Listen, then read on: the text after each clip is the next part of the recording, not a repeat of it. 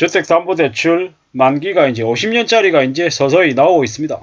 은행권에서 속속이 도입한다는데, 사실상 이제 집을 사면 이제 사고 팔고 시세 차익은 거의 기대 못하는 그냥 엄청난 일이 이제 벌어지는 거죠.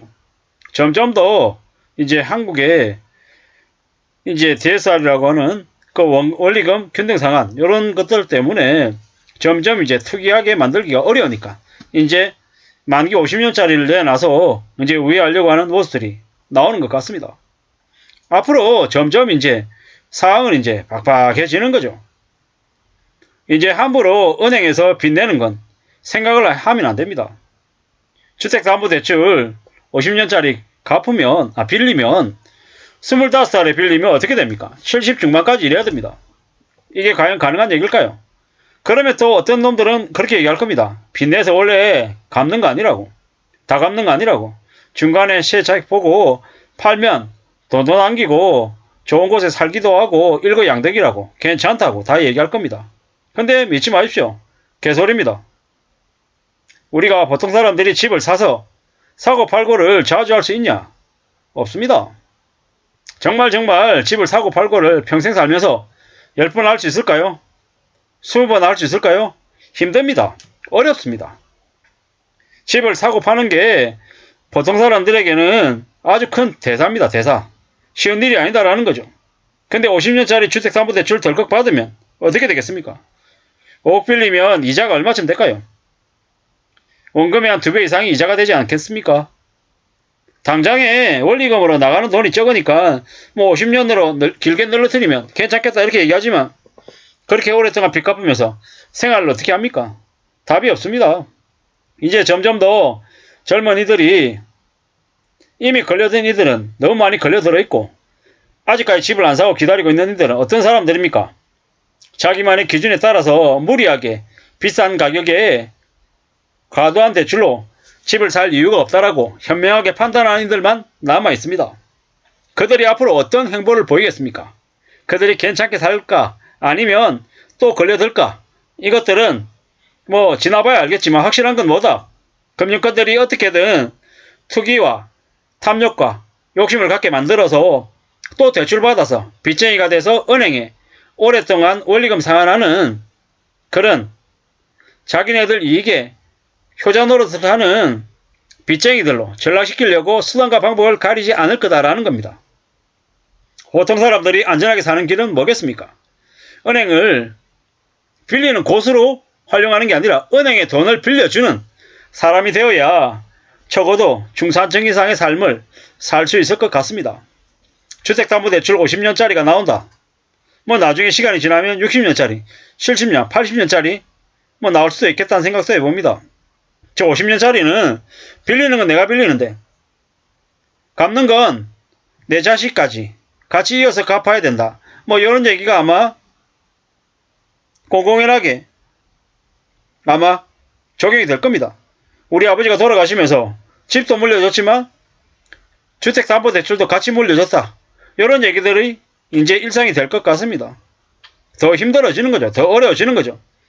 기존에는 자기가 살아있는 동안에 돈도 빌리고 뭐 빚도 지지만 그 모든 자산에 대한 문제들을 자기가 스스로 해결했단 말이죠. 이제는 자식한테까지 영향을 미치는 그런 시대가 되어가는 것 같습니다. 지금 경제가 매우 안 좋습니다. 새마을 금고 지금 뱅크런 사실상 벌어졌다고 봐야죠. 김주현 금융원장이라고 하는 놈이 6천만 원인지 5천만 원인지 창고에 가서 예금하면서 괜찮다 이렇게 얘기했지만 그냥 액션이죠. 개소리죠. 개소리. 개수작이고요. 지금도 새마을금고는 행안부 소관입니다.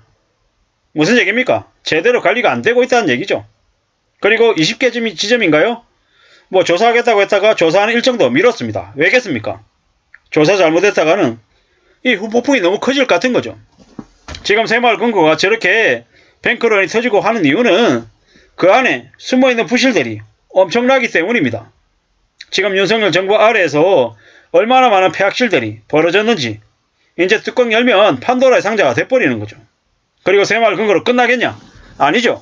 저축은행이나 수협이나 신협이나 축협이나 이런 곳까지 금방 확산될 수가 있다라는 게 많은 사람들의 의견입니다. 너무 많은 도둑들이 대한민국을 망가뜨리고 있죠. 화천대유, 박영수 50억, 곽상도 50억, 이런 쓰레기 같은 짓거리가 난무했는데도 제대로 된 처벌이 일어나지 않는 나라가 지금의 한국입니다. 어떻게 되겠습니까?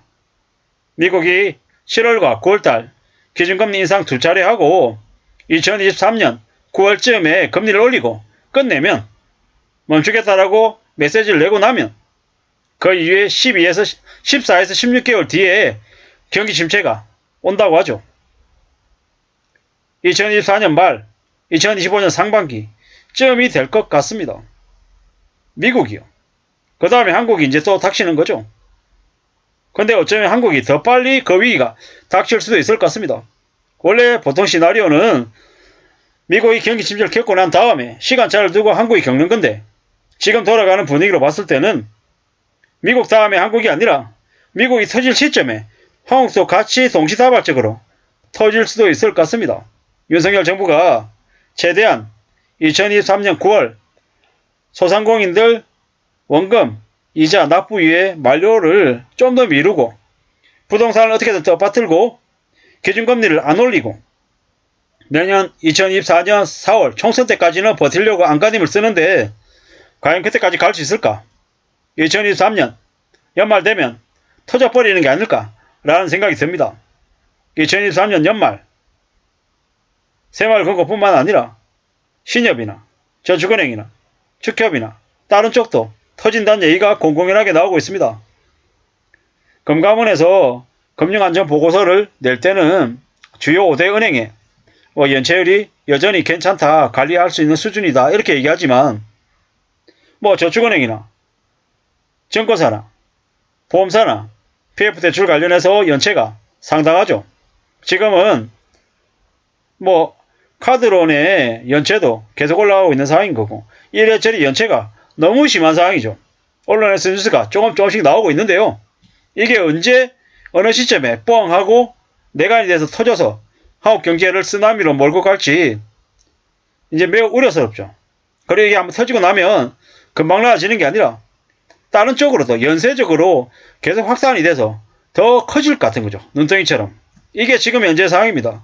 우리 보통의 사람들이 어떻게 살아야 되겠습니까? 소비를 극단적으로 줄이고 아주 조금이라도 현금을 마련해 두고 비상시를 대비해야 될 것 같습니다. 그거 아니고는 우리가 견딜 수 없을 것 같습니다. 매우 엄청난 충격들이 여기저기에서 터져 나올 게 분명하기 때문에 우리는 생존을 위해서 꼭 현금을 갖추고 있어야 될 것 같습니다. 이상입니다.